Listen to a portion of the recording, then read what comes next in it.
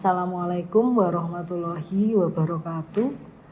Perkenalkan, nama saya Wiwit Yuliastuti, Eskepnes MKet dengan NIDN 0707078610. Di sini saya merupakan dosen dengan home base di program studi D3 Keperawatan Stikes Hutama Abdi Husada Tulungagung. Rumpun ilmu saya adalah rumpun ilmu terapan, pohon ilmu kesehatan keperawatan, dan cabang ilmu saya adalah keperawatan. Pada kesempatan kali ini, saya akan menyajikan pernyataan diri dosen dalam unjuk kerja Tridharma Perguruan Tinggi. Sebagai dosen aktif di Stikes Hutama Abdi Husada Tulungagung, saya mengampu beberapa mata kuliah keperawatan, di antaranya adalah manajemen pasien safety, keperawatan dasar, serta keperawatan medical bedah. Adapun yang akan saya tampilkan pada PDD UKT-PT bidang pengajaran adalah salah satu mata kuliah yang saya ampu, yakni mata kuliah keperawatan medical bedah, di mana selain menjadi pengampu, di sini saya juga membuat RPS dan mengumpulkan serta mengolah nilai akhir pada mata kuliah ini. Selanjutnya ada beberapa hal yang akan saya paparkan terkait mata kuliah yang saya ampu di keperawatan medical bedah, yaitu yang pertama deskripsi mata kuliah, kemudian capaian pembelajaran mata kuliah, kemudian materi pembelajaran, kemudian sistem pembelajaran dan metode pembelajaran, kemudian penilaian atau evaluasi, serta video rekaman pembelajaran. Untuk deskripsi mata kuliah keperawatan medical bedah diajarkan pada semester 3, memiliki 4 SKS yang terbagi menjadi 2 SKS teori, pembelajaran di kelas, kemudian 2 SKS praktik, pembelajaran berada di laboratorium. Di sini membahas tentang ruang lingkup keperawatan medical bedah, kemudian peran perawat medical bedah dan standar keperawatan medical bedah, kemudian melakukan simulasi asuhan keperawatan dengan kasus gangguan sistem pencernaan pada klien dewasa dengan memperhatikan aspek legal dan etis. Kemudian melakukan simulasi pendidikan kesehatan dengan kasus gangguan sistem pencernaan, kemudian melakukan simulasi pengelolaan asuhan keperawatan pada sekelompok klien dengan gangguan sistem pencernaan pada klien dengan memperhatikan aspek legal dan etis. Kemudian untuk capaian pembelajaran, mampu melakukan asuhan keperawatan secara profesional dengan menggunakan pendekatan keperawatan. Kemudian mampu melakukan komunikasi terapeutik dan menguasai keterampilan dasar keperawatan untuk melakukan asuhan keperawatan kepada klien melalui kerja tim. Mampu memberikan asuhan keperawatan pada individu, keluarga, kelompok, dan masyarakat dengan mengutamakan keselamatan klien dan mutu pelayanan berdasarkan perkembangan ilmu dan teknologi keperawatan. Kemudian untuk meningkatkan kualitas asuhan keperawatan dengan memperbaiki prinsip caring sesuai kode etik profesi.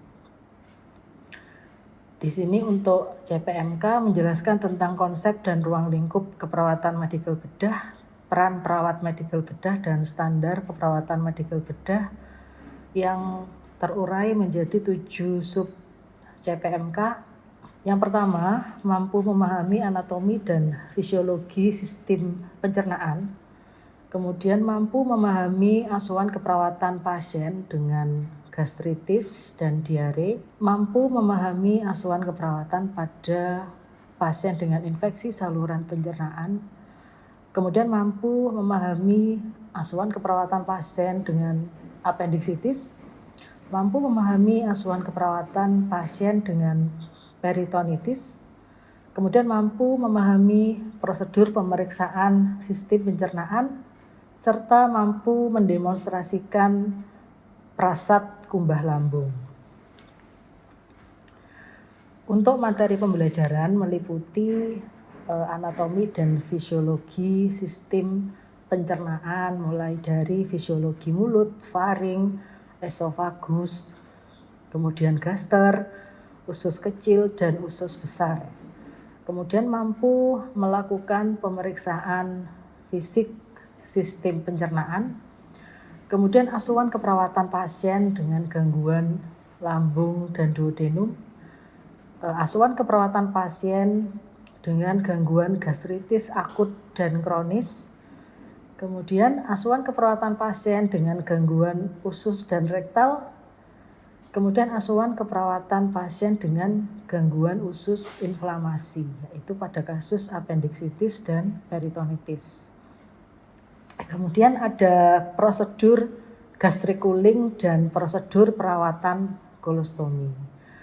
Di sini beberapa referensi yang saya gunakan adalah referensi buku-buku, kemudian artikel dan jurnal terkait keperawatan medical bedah. Untuk sistem pembelajaran yang saya gunakan adalah 14 tatap muka di luar UTS dan UAS. Semua pembelajaran dilakukan secara offline atau luring. Kemudian metode pembelajaran yang digunakan antara lain ada contextual learning, kemudian ada study group discussion, kemudian ada case study, dan lain sebagainya. Untuk sistem penilaian, kehadiran dan sikap masing-masing 20%, kemudian untuk tugas 20%, untuk ujian tengah semester 30% dan ujian akhir semester 30%. Serta ada syarat minimal kehadiran adalah 75%. Hal ini disampaikan pada saat awal pembelajaran. Berikut adalah rekaman video pembelajaran yang saya lakukan di kelas untuk mata kuliah keperawatan medical bedah. Selamat menyaksikan. Assalamualaikum warahmatullahi wabarakatuh. Waalaikumsalam. Adik-adik, pada materi hari ini ya, kita akan membahas terkait pemeriksaan sistem pencernaan. Ya. Sebelum kita mulai perkuliahan, adik-adik silakan berdoa dulu menurut agama dan keyakinan masing-masing. Oke, berdoa selesai. Saya absen dulu ya adik-adik. Azaria Rika, Imelda Puspa, Muhammad Anwar Ibrahim, Widasari Dwi Atmawati. Oke, hari ini semuanya masuk ya berarti ya. Oke, di sini untuk pemeriksaan fisik sistem pencernaan, kenapa kok adik-adik ini harus mempelajari ya? Yang pertama terkait dengan anamnesis dan pemeriksaan fisik gastroenterohepatologi yang dilakukan untuk mengetahui diagnosis dari seorang pasien, karena sejatinya diagnosis itu sebelum ditegakkan pasti berawal dari pemeriksaan fisik terlebih dahulu. Kalau biasanya pemeriksaan fisik kurang, nanti dilakukan pemeriksaan penunjang ya. Kemudian untuk anamnesis sendiri ada 4 poin. Yang pertama kaitan riwayat penyakit sekarang. Jadi keluhan pasien ya, kalau ada pasien datang ke UGD pasti ditanyai ini keluhannya apa seperti itu. Ya, jadi yang dirasakan saat ini itu apa? Mulai munculnya keluhannya itu kapan ya? Itu riwayat penyakit sekarang. Kita pakai PQRT biasanya ya. Ya, provok itu kapan penyakitnya itu muncul atau terasa. Terus kemudian quality itu biasanya gejalanya muncul itu berapa kali sehari ya. Terus kemudian di area mana sih gejalanya itu muncul ya, misalnya nyeri-nyerinya itu di area mana. Terus kemudian kalau S itu skala, jadi skala nyerinya itu kira-kira berapa. Adik-adik bisa memilih ya dari 1 sampai 10, atau kalau orangnya bingung itu ada yang namanya gambar wajah yang mulai dari angka 1 yang senyum ya sampai dengan angka 10 yang ekspresi wajahnya itu meringis ya, menahan tangis ya. Terus kemudian T-nya itu biasanya nyerinya bagaimana sih? Apakah seperti dipijat ya, ditekan, apakah seperti dipukul-pukul dan sebagainya. Kemudian RPD atau riwayat penyakit dahulu yang berhubungan dengan riwayat penyakit sekarang. Misalnya pasien datang dengan keluhan nyeri perut ya misalnya. Jadi memang pasiennya punya riwayat gastritis ya misalnya. Pasien hobinya makan makanan pedas, makan makanan kecut dan sebagainya. Itu riwayat penyakit dulu. Terus kemudian riwayat kesehatan keluarga, itu keluarga yang ada di sekitar pasien, baik mungkin suami istri, kemudian orang tua sampai kakek nenek itu ada enggak yang sakitnya sama. Kemudian riwayat pribadi serta sosial, itu aktivitas pasien sehari-hari itu bagaimana. Kemudian untuk identitas biasanya kita menanyakan terkait nama ya, nama asli, terus kemudian umur, kemudian jenis kelamin ya, bangsa atau suku, kemudian tempat tinggal ya, alamatnya di mana, pekerjaannya apa, sama satu lagi status pernikahan ya.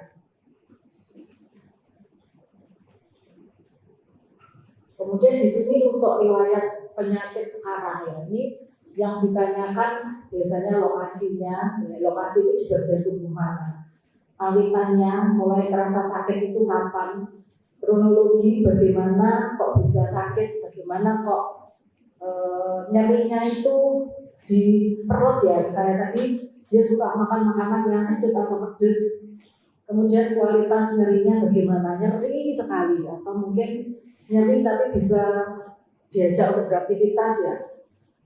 Terus derajat atau kuantitas ini bisa skala ya 1 sampai 10 tadi. Kemudian faktor pengubah, apakah nyerinya itu saat pasiennya duduk itu berkurang, apakah nyerinya saat pasien berbaring itu berkurang, atau meskipun pasien dalam posisi istirahat itu tetap merasa nyeri. Misalnya di KIE atau di edukasi untuk nafas dalam. Jadi tarik nafas terus kemudian dihembuskan selama beberapa kali sampai pasiennya rileks. Kemudian fundus uterinya dikosongkan. Pasiennya diminta untuk mengeluarkan urin. Ya, terus kemudian di sini pasien tidur dengan bantal yang tipis. Kemudian posisi lututnya itu fleksi, ya, lututnya ditekuk. Kemudian telapak tangan pemeriksa itu harus hangat ya, stetoskopnya pun harus hangat. Kemudian kuku tidak boleh panjang. Jadi tidak boleh pakai handscoon deh. Kalau pakai handscoon kecuali wis jelas pasiennya hepatitis ya, atau pasiennya mungkin B20 ya, pasiennya B20 atau HIV. Itu kita boleh pakai sarung tangan. Tapi kalau belum terindikasi, kita tidak boleh pakai sarung tangan. Terus kemudian jangan membuat gerakan yang tiba-tiba ya. Kemudian arahkan pasien menunjuk tempat yang paling sakit dan periksalah yang terakhir. Jadi yang paling sakit ini yang terakhir supaya pasiennya tidak kapok atau trauma. Kemudian beberapa pasien yang amat sangat sensitif ya, dia tingkat gelinya itu terlalu tinggi. Ini biar tangannya aja yang memeriksa, tapi kita yang mengarahkan. Ya. Kemudian yang kedua adalah auskultasi. Ini auskultasi yang perlu didengarkan ya, adalah di area sini. Jadi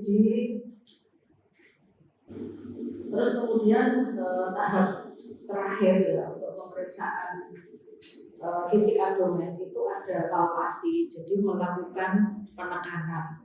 Palpasi di sini ada palpasi ringan, jadi hanya cukup menekan saja dengan rileks ya seluruh lapang abdomen. Yang kedua ada palpasi dalam. Kalau palpasi dalam kita lebih menekan lagi ya. Jadi kita beritahu pasien itu ini nanti akan sakit ya, jadi mungkin ditahan dulu. Kalau sakit sekali silakan angkat tangan atau sebagainya atau bilang. Ini untuk palpasi ringan, ini untuk palpasi dalam. Ada penekanan di sini. Misalnya saja untuk mengetahui kemungkinan asites atau shifting Dalles ya. Jadi pasien diminta untuk berbaring baik ke kiri maupun ke kanan ya. Terus kemudian dari umbilikus itu diperkusi sampai dengan ke arah samping kanan ataupun samping kiri. Kalau suaranya nanti berubah, ya, suara perkusinya berubah, pasiennya berarti ada asites, berarti di dalam abdomennya pasien itu ada airnya. Kemudian beberapa teknik untuk menegakkan diagnosa appendicitis, ada penekanan pada titik McBurney ya. Di sini ditekan. Jadi dari umbilikus ke sias, terus kemudian sepertiganya ini dilakukan penekanan pada pasien dengan kasus appendicitis ya, baik yang akut maupun yang kronis. Biasanya kalau ditekan pada titik ini, dia akan nyerinya luar biasa. Terus kemudian ada Rovsing sign, ada psoas sign, sama obturator sign.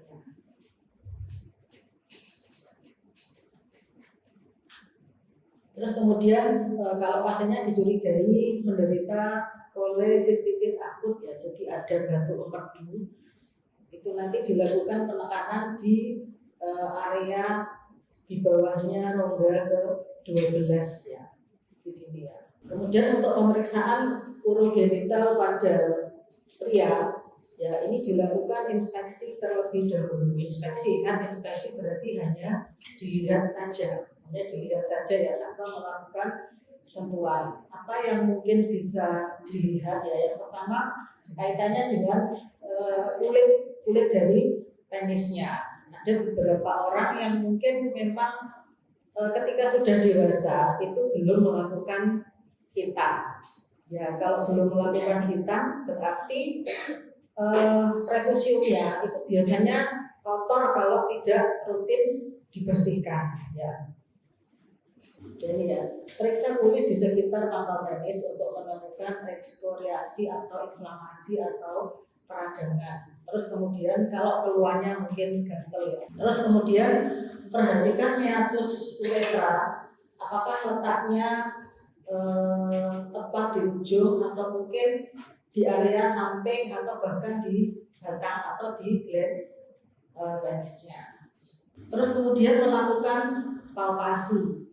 Ya, memang kalau misalnya ada alangkah baiknya yang melakukan palpasi itu sama-sama laki-laki. Kalau pemeriksaan genital laki-laki yang memeriksa laki-laki dan sebaliknya ya. Kalau perempuan harus yang perempuan. Ini melakukan palpasi, jadi ditekan di area yang nyeri atau di area batang penis. Terus kemudian perhatikan deh, cairan yang keluar itu bagaimana.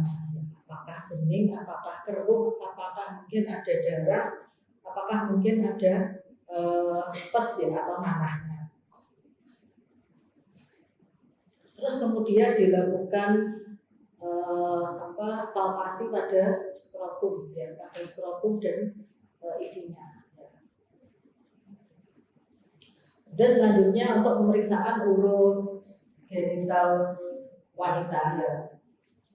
Alangkah enaknya kalau posisinya itu litotomi. Jadi di sini ada khusus meja litotomi ya, untuk melihat bahwasanya bagaimana kondisi perineum dari pasien wanita itu tadi ya.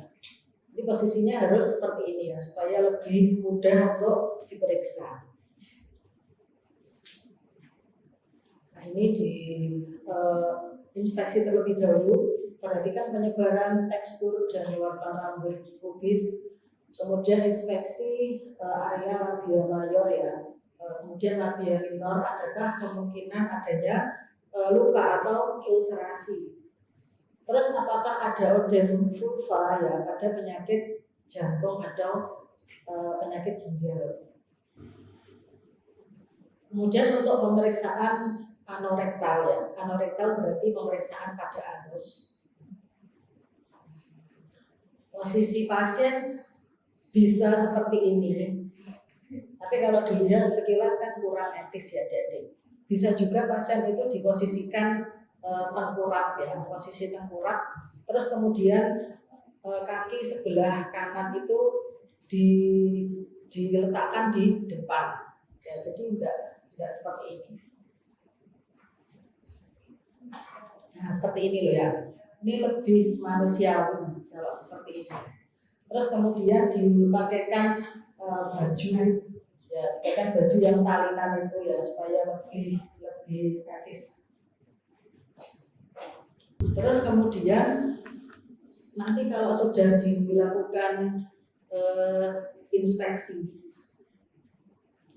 ya, nanti dilakukan palpasi. Kalau palpasi kita harus pakai handscoon yang steril ya. Ini harus pakai handscoon ya, jadi jangan sampai enggak pakai. Nah, ini palpasinya seperti ini ya, ketika kita memasukkan dikasih jeli. Kalau baiknya dikasih jeli supaya pasiennya tidak kesakitan. Terus kemudian ketika kita memasukkan jari ya, jari telunjuk, jangan jari tengah, jangan jempol ya. Jadi jari telunjuk yang paling memungkinkan. Kalau pada pasien laki-laki, kita sekalian memeriksa prostatnya. Kalau laki-laki posisi tangan seperti ini, terus kemudian manuver ke atas. Soalnya prostat tinggalnya di sini, tempatnya di area sini. Apakah ada hipertrofi atau pembesaran atau tidak? Ya, tapi kalau pada perempuan kan tidak punya prostat. Ya. Nanti ketika kita meraba, memasukkan, nanti dirasakan. Artinya normalnya kalau misalnya kulit atau pembuluh darah yang ada di area anus itu kan permukaannya lembut. Tapi pada kasus CA ya misalnya kanker itu biasanya dia berdengkul-dengkul ya. Jadi ada benjolan-benjolan atau massa. Terus kemudian ketika mengeluarkan itu jangan terburu-buru, dilepas maksudnya handscoon-nya, diperhatikan sejenak. Normalnya kalau kita rectal toaster itu paling enggak ya kadang katutan feses sedikit ya. Yang enggak normal yang bagaimana? Yang enggak normal biasanya mungkin ada darah, ada nanah ya, ada darah, ada nanah, terus kemudian mungkin ada lendir yang berwarna kehijauan ya kan, kasusnya itu kan banyak sekali ya. Jadi cukup buru-buru dilepas handscoon-nya. Nah, ini yang saya maksud kayak gini, untuk memeriksa prostat sekalian. Jadi kan bermanuver sebelumnya kan begini ya jarinya, terus kemudian berbalik ke atas seperti ini. Ini ya. Jadi tarik keluar jari tangan, kemudian perhatikan setiap material feses pada sarung tangan. Kalau sudah ya dieling-elingnya, nggak usah dicatat, dieling-eling. Terus kemudian handscoon baru boleh dilepas. Nah, kadang-kadang ada kasus seperti ini ya, ada anal fistul. Jadi normalnya kan bolongannya anus itu ya cuma satu aja. Tapi ada kasus-kasus di beberapa orang. Jadi dia punya fistul ani atau ada terowongan lain, ya, terowongan lain yang biasanya feses yang keluar lewat anus itu dia bisa keluar lewat fistul ini tadi, lewat terowongan tadi. Penata laksanaannya bagaimana? Penata laksanaannya dilakukan operasi, ya, dilakukan rekonstruksi. Jadi ditutup ini bolongannya, ya, harus ditutup. Kemudian yang kedua ada kasus anal fisur atau ada robekan pada anus, ya. Mohon maaf, sekarang banyak yang namanya LGBT. Ya, kalau misalnya adik-adik bertemu pasien masih muda, laki-laki, tapi ketika pemeriksaan RT dilihat yang diinspeksi, loh kok robek ya, kenapa? Ya. Bisa mungkin robek karena kecelakaan, bisa karena robek mungkin karena mengeluarkan feses yang terlalu keras, ya.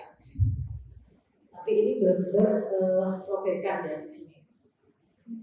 Terus kemudian ada lagi kasus yang hemoroid, ya. Ada yang dia dari luar sudah kelihatan, adik-adik, ya. Dari luar sudah kelihatan, ada juga yang harus dipalpasi sampai ke dalam baru dia kelihatan. Kalau yang internal itu kan kalau dia nggak mengejar, dia tidak akan keluar.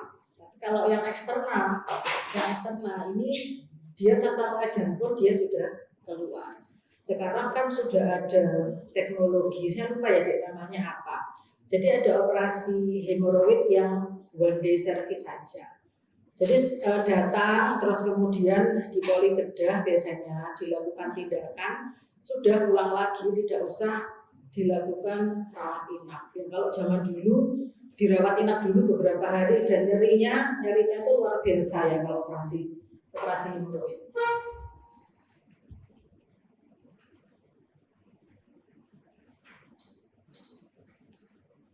Sebelum kita akhiri, mungkin ada yang bertanya.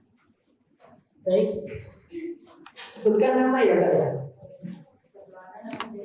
Pasiennya menolak, pasiennya trauma. Ya, nanti untuk pemeriksaan selanjutnya jadi terlewat. Sudah Mbak sampai sini saja. Saya sakit malah diperiksa, saya tak pulang aja. Nah seperti itu. Makanya urutannya dibalik, jadi yang paling tidak sakit dulu ke paling sakit. Ya, jadi inspeksi cuma dilihat ya kan, kemudian auskultasi kan cuma ditutul pakai stetoskop, kemudian yang diketuk itu ya perkusi hanya diketuk saja, terus kemudian yang terakhir baru kita menekan ya, palpasi itu di akhir. Ya, Mbak Dea gimana? Sudah jelas ya. Terus kemudian adik-adik saya ingin juga mungkin dari adik-adik itu menyimpulkan aja secara singkat ya materi kita hari ini. Ya mungkin ada satu aja dari adik-adik yang mau menyimpulkan, silakan angkat tangan. Oke, baik, sebutkan nama. Kenalkan nama saya sebagainya. Jadi kesimpulannya pemeriksaan fisik pencernaan secara digital adalah melakukan inspeksi yaitu melihat, auskultasi yaitu mendengarkan dengan stetoskop, perkusi yaitu membentuk, dan palpasi yaitu menekan. Jika ada hasil yang tidak normal bisa dicatat dan disampaikan kepada pasien. Oke, baik, terima kasih. Adik-adik sudah di penghujung waktu ya, artinya materi ini sudah selesai ya. Nanti misalnya ada yang belum jelas dan sebagainya, nanti bisa dikirim pertanyaan lewat email ya. Terima kasih untuk hari ini ya, terima kasih juga untuk antusiasnya. Saya akhiri. Wassalamualaikum warahmatullahi wabarakatuh. Waalaikumsalam warahmatullahi wabarakatuh. Demikian video pembelajaran saya. Terima kasih. Wassalamualaikum warahmatullahi wabarakatuh.